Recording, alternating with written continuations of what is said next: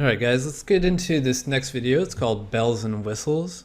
And what you might be noticing is the sound probably sounds different. Maybe the video sounds a little bit different. That's because this is one of the newer videos. I got a new setup at home, so things have changed. But anyways, let's get into it. What am I talking about with bells and whistles? These are the kind of like the finishing touches after you've done the 80-20 of on-site optimization. You've optimized keyword density, you put the keywords in 3 kings, page is uploaded, all that stuff. These are like the finishing touches. So the first thing we'll discuss is meta descriptions. Now, the jury's out on whether or not these are involved in rankings. For the longest time that people thought that there's no correlation between putting keywords in the meta descriptions will actually influence your rankings. Recent studies have shown otherwise. Either way, what we do know is that they can directly influence click-through rate, basically the amount of clicks that you get from the search result, which is an indirect ranking factor because it results in traffic. That traffic will get people to your site, which kicks off other algorithms like time on site, user metric based algorithms, stuff like that. So it's within your best interest anyways to optimize it. And here's how to do it. Here's a quick graph showing on average, based on like a accumulation of many niches and taking a lot of averages, what percentage of clicks you might get in various positions on page 1 and page 2. So as you can see here, in first place, you're getting it 21% of the clicks. In second place, you're going to get 10% of the clicks, and so forth. That goes down like that. But this is all malleable. This can be influenced by how well you influence the CTR by your title and meta description. So that's why it's important to really take a look at the meta description and see how we can optimize it to steal those clicks. Now, first thing to do is I recommend to include keywords in there. Whether or not this is a ranking signal or not, what it does do is it bolds them in the search result. So it might look something like this. If you search for keyword cannibalization, you will see the words keyword cannibalization come up in bold, confirming to the reader that they've got what they're looking for. Look, it's right here. It draws the eye a little bit more, so you get that nice little bonus. Next, leverage capitalization, and especially on eye-catching words. We got this from Brendan Tolley.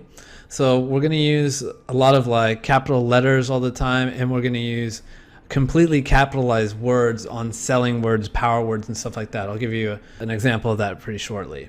Leave cliffhangers as well. This is kind of, it leaves an open loop for the reader, like start a sentence and you wouldn't finish it, and it would give the reader some anxiety, feeling like if they don't click through to your result, they're not going to find out what that thing is. And these are both best illustrated with example. Here's one: find out which is the best vitamin C serum on the market in 2019. See which ones have free ... Okay, so you see they're all capitalized here. Pretty much every major word is capitalized. You can see that the keyword best vitamin C serum is bolded, and I use all capitals for the word best, which is a selling word. I use all capitals for the word free, which is a power word. So it really draws the eye a lot more than something generic. Now the cliffhangers here, see which ones have free ... Free what? What is free? Free guarantees, free warranties, free samples. It's just going to cause the reader to click over and find out what that free thing is. Here's another example. Read are brutally honest, and it says all capitalized. It sounds like a lot of people aren't being honest, but we are. Review of Obagi vitamin C serum. That's bolded because this is the keyword itself. After just 2 weeks, we saw what did we see? Did you see your skin explode? Did you see amazing results? That's what the cliffhanger is for. It makes them click to find out what that thing is. Now let's talk about authority links. Now, first off, what is an authority link? An authority link is basically when you link out from your website to other authority pages. And what that is to Google is a sense that you're not just keeping all the link juice on your own page for yourself. You actually care about the reader. You're giving them more resources to find the answers to their questions. There's a case study by Reboot that I left in the resource section that actually goes in and shows you some single variable testing to show that these actually do improve rankings.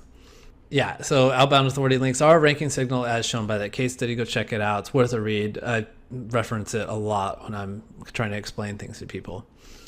The authority link rules. So number one, basically choose an outbound authority link that is at least DA or DR 80 or above.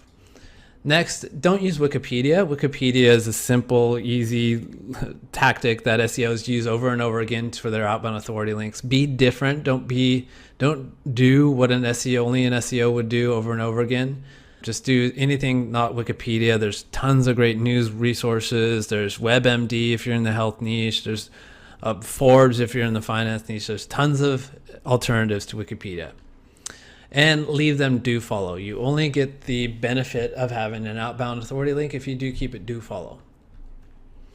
Next, you need it to cover your entire niche. So like, let's say your niche is payday loan San Diego. You have a couple different niches within that. One is payday loans, so you're going to need an authority link for payday loans. Another is San Diego, so you would need another authority link for San Diego, so you can use like San Diego Chamber of Commerce, for example.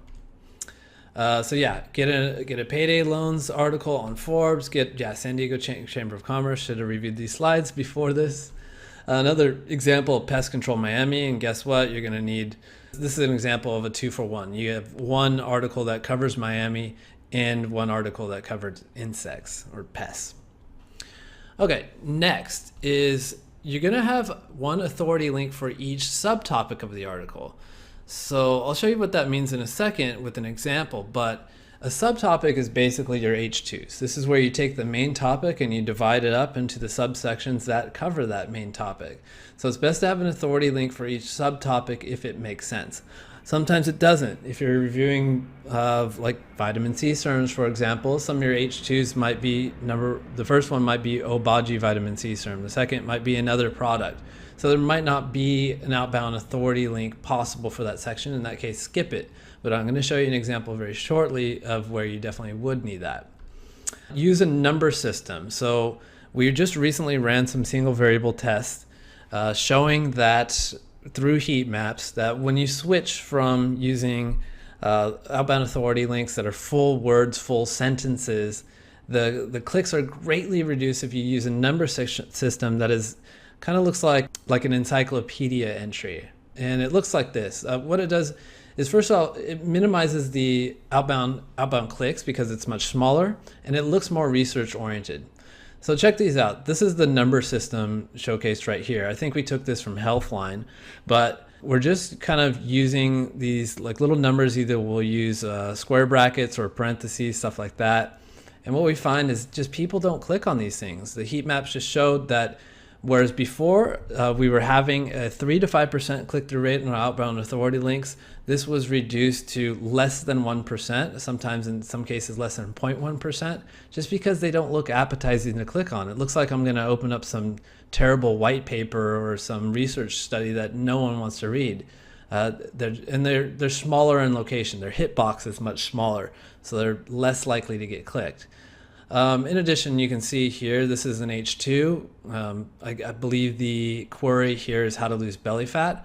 One subtopic is you need to eat fiber. Another subtopic is you need to avoid trans fats. So we have outbound authority links in this section and outbound authority links in this section, at least one.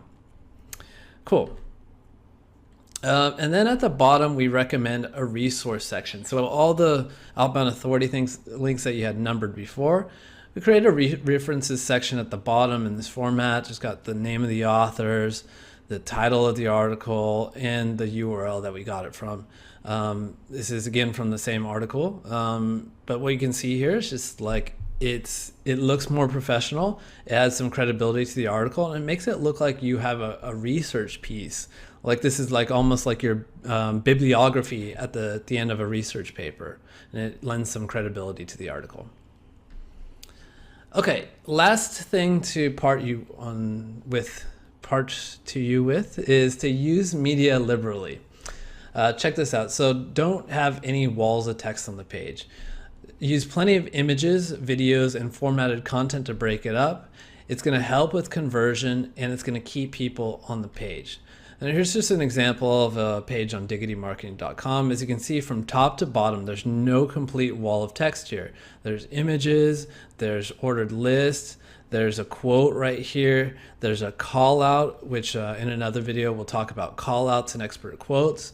But this is all stuff that's going to help the people that are skimming the article stay on the page and not bounce off the page and potentially hurting your user metrics.